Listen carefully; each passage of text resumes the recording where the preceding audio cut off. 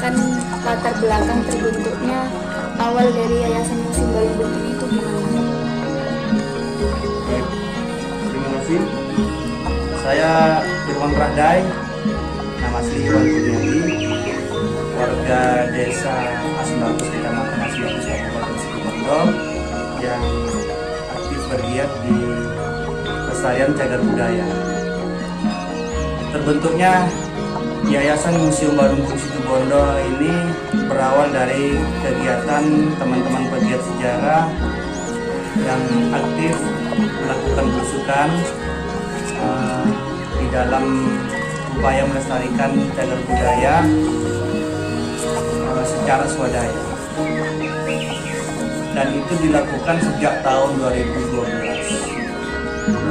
terus berjalan hingga kemudian di tahun 2020 dibentuklah Museum Balumbung, dan kemudian ditindaklanjuti dengan legalitas formal, yaitu berupa yayasan yang bernama Yayasan Museum Balumbung yang telah berakta notaris 8 Juni 2020.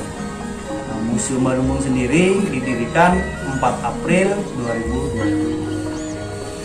Kegiatan Yayasan Museum Balumbung Situbondo saat ini yang paling utama adalah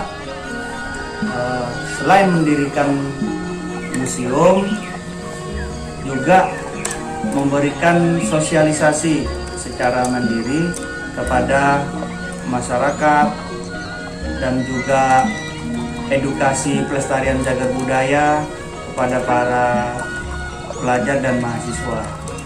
Rata-rata mereka datang ke museum ini berkunjung, kemudian menanyakan banyak hal, dan kita menjelaskan sesuai dengan pengalaman lapangan kita tentang upaya pelestarian cagar budaya itu. Pelestarian cagar budaya yang sudah kita lakukan, salah satunya secara konkretnya adalah mengamankan benda-benda atau artefaktual dari masa prasejarah dan juga masa klasik. Nah, penyelamatan tersebut tentu saja berkoordinasi dengan dinas terkait, dalam hal ini pemerintah daerah Kabupaten Situbondo, dan bahkan beberapa koleksi ini sudah diregistrasi dan dikaji oleh tim ahli cagar budaya Kabupaten Situbondo hingga ditetapkan oleh Bupati Situbondo beberapa artefak, dan ini akan terus dilakukan untuk meningkatkan legalitas dari artefaktual yang ada di sini.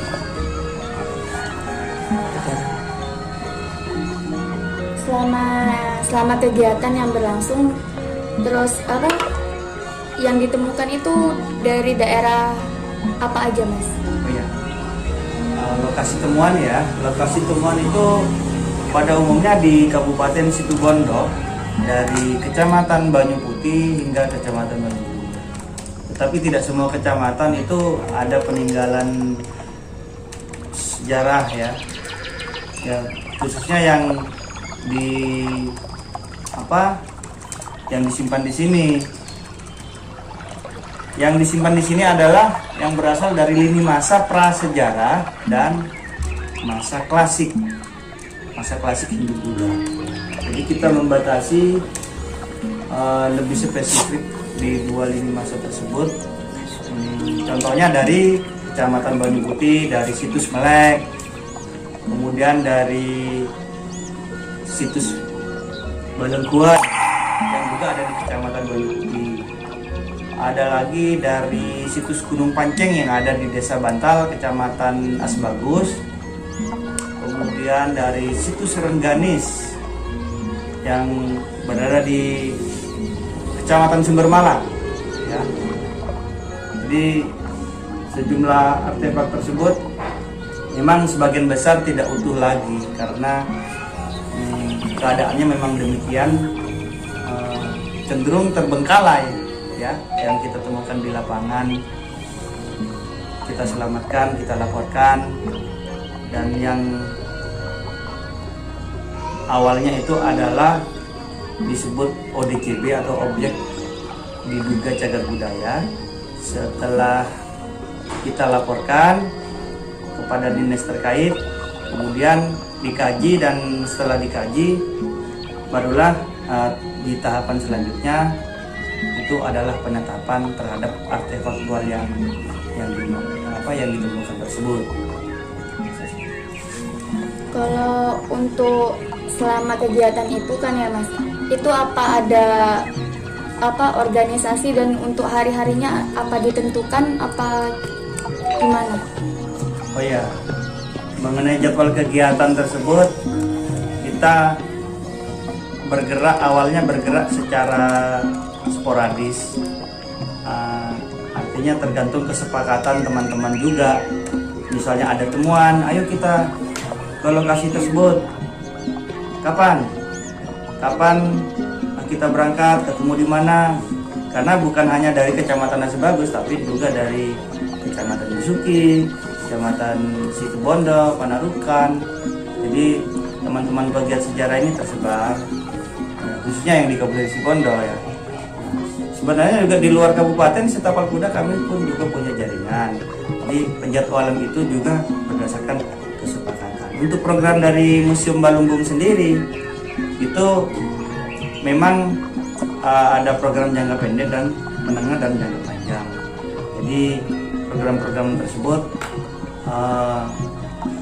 sudah tertulis, hanya saja masih belum kita maksimalkan karena berhubung ada pandemi COVID-19, jadi kita belum bisa maksimal untuk melaksanakan program tersebut. Terus yang perlu saya tanyakan, dari hasil temuan-temuan yang sudah ada di museum ini, apa ada bukti dari hasil temuan-temuannya kayak penulis buku atau sebagainya, itu gimana Mas? Maksudnya bukti apa itu?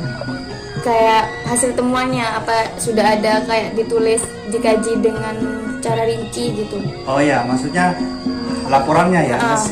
Laporannya itu dalam bentuk kita sudah menerbitkan 2 buku, yaitu yang pertama di tahun 2019 itu Jejak Majapahit di Kabupaten Situbondo.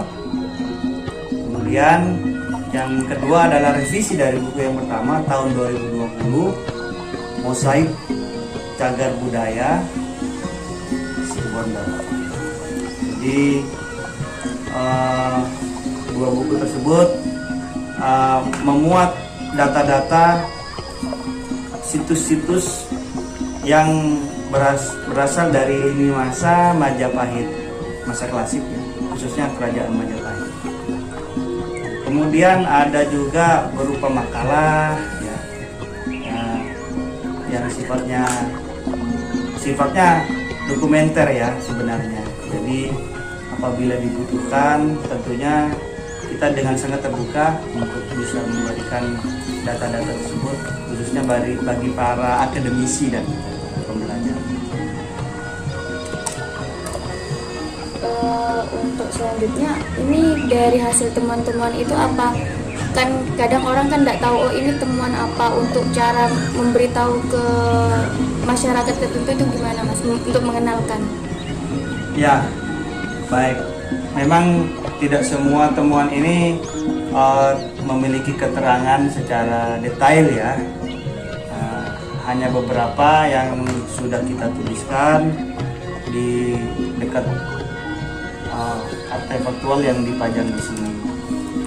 Tetapi kita juga berdasarkan yang kita ketahui di lapangan dan juga referensi yang ada, ketika ada pengunjung kita menjelaskan secara langsung yang sifatnya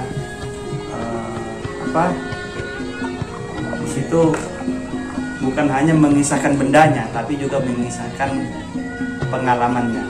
Jadi ini tentu hal yang cukup berbeda menurut saya ya, karena pengalaman lapangan inilah yang justru menjadi daya tarik bagi para pengunjung. Mungkin kira-kira komentar dari mereka gitu saat mereka berdiri di situ, walaupun tempatnya sangat jauh dari layak menurut saya, tetapi dengan adanya upaya ini paling tidak lah bisa mengobati kerinduan teman-teman pegiat sejarah yang memang benar-benar memiliki keinginan kuat untuk melestarikan cagar budaya.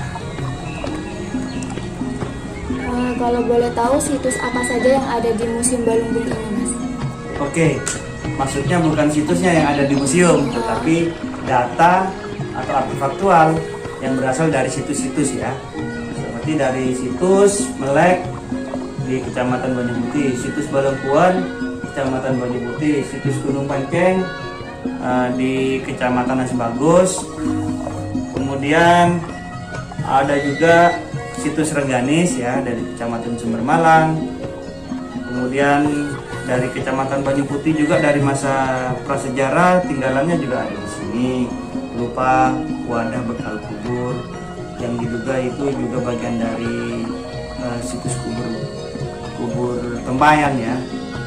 Jadi cukup beragam di sini. Hanya saja kita spesifik yaitu masa prasejarah dan masa klasik.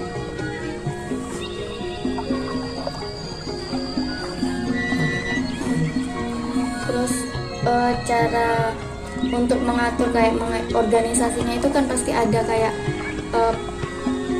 untuk uang makan kayak masa di dalam perjalanan itu gimana, Mas? Oh, ya baik. Walaupun kami berbentuk sebuah yayasan, tetapi dalam operasionalnya kami sangat minim sekali, sehingga karena ini masih di awal-awal ya, jadi di dalam perjalanannya sejak kita memiliki legalitas formal, kita menggunakan dana swadaya yang sifatnya kebetulan sumbangannya itu dari pembinanya, dari Bapak Letkol Infantri Ahmad Junitoa. Beliau mendonatur satu-satunya untuk operasional di dalam kegiatan museum ini. Tetapi itu sebelum pandemi ya. Ketika pandemi, karena kami sudah tidak memiliki kegiatan yang lapangan secara intensif lagi, maka sifatnya kami kembali lagi seperti sebelum terbentuknya yayasan, yaitu sifatnya kita mendapatkan data itu tidak lagi rame-rame ya, karena juga himbauan dari pemerintah itu larang berkerumun dan semacamnya, sehingga tidak seperti awal sebelum masa pandemi. Oke Mas, terima kasih atas waktunya.